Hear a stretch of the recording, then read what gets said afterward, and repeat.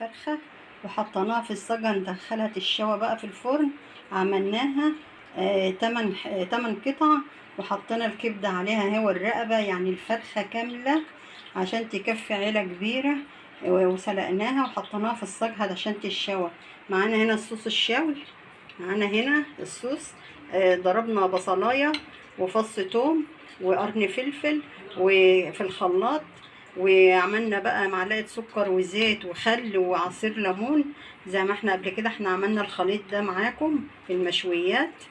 هندهنها بقى كده، هندهن كده الفراخ، ندهنها كده معاكم وندخلها الفرن. هندخلها الفرن بقى كده. عملناها حطينا عليها صوص الطماطم بالزعتر والبهارات والسكر والزيت والخل والليمون زي ما انتوا شفتوا الطبق كده، وضربناه في الخلاط ونوديها بقى على الفرن تتشوي. بقى الفراخ بقى والتوابل اللي فيها بقى والشوي بتاعها تحفة.